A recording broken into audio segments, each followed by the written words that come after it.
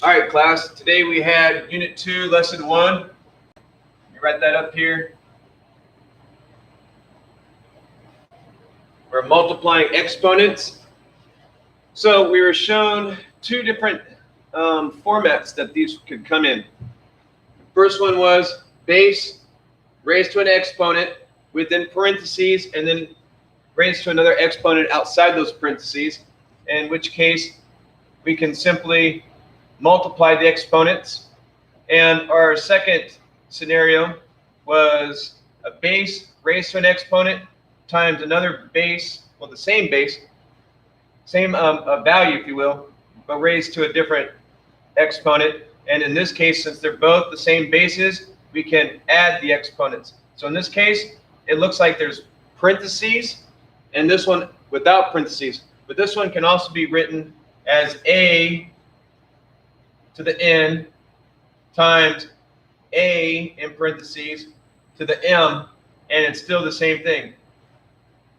A to the n plus m. So the parentheses is kind of a dead giveaway for this one, but there are cases where you'll find the parentheses still in scenario B, such as we had one today in class where it was 1/2 to the second power times 1/2 to the third power, in which case we ended up with 1/2 to the fifth power because we added the exponents. So now taking this and applying it to our homework.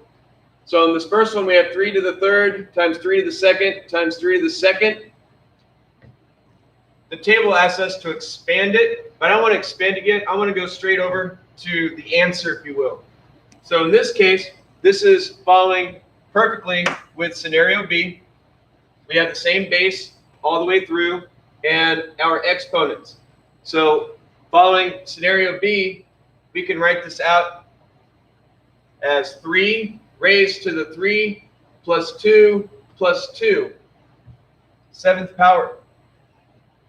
And so now to expand it, to illustrate, 3 to the third power is going to be 3 times 3 times 3 times 3 to the second power, which is 3 times 3, times 3 to the second power again, which is another 3 times 3.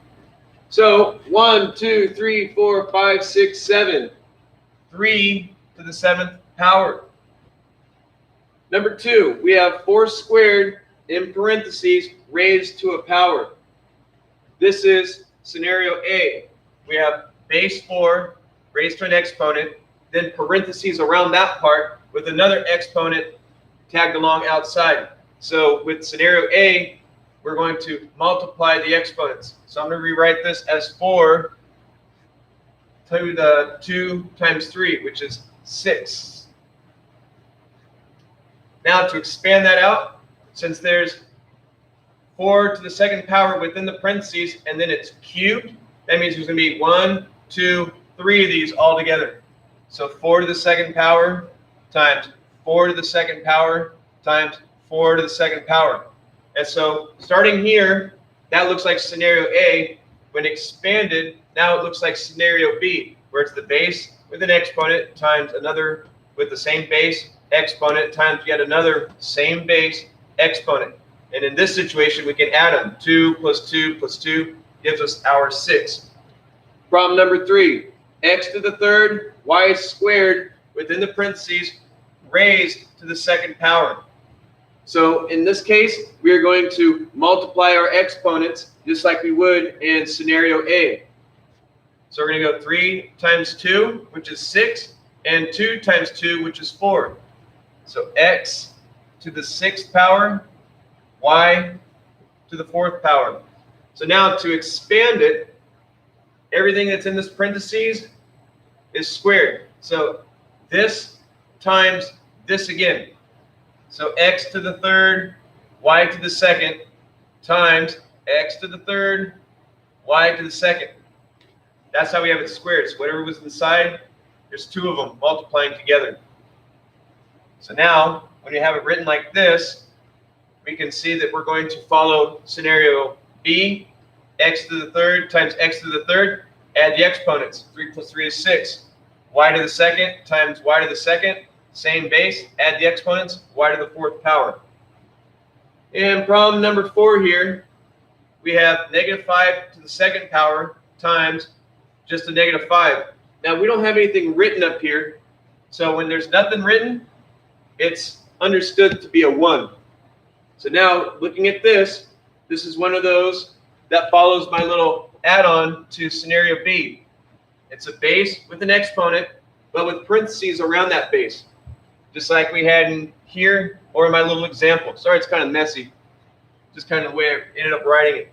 So we're going to add our exponents. We're going to have negative 5 to the 2 plus 1, which is 3. Negative 5 to the third power. And now to expand this, we have negative 5 times negative 5. That fulfills this portion right here. Negative 5 squared is negative 5 times itself, and then times that third one. And that's how we end up with to the third power. 3 appeared. Problem number 5, we have 5 squared raised to the fourth power. Perfect example of scenario A. 2 times 4, 8th power. So now writing it out. So whatever's in the parentheses, there's going to be 4 of them in a row, all multiplying together.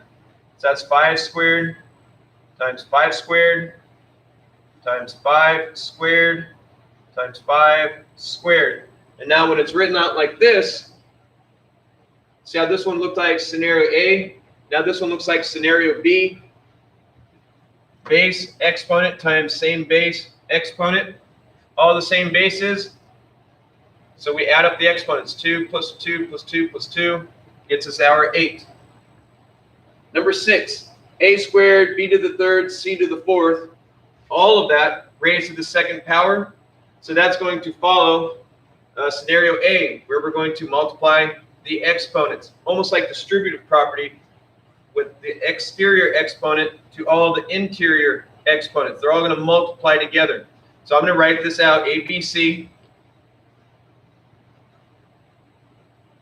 And my exponents are going to be 2 times 2 is 4, 2 times 3 is 6, and 2 times 4 is 8.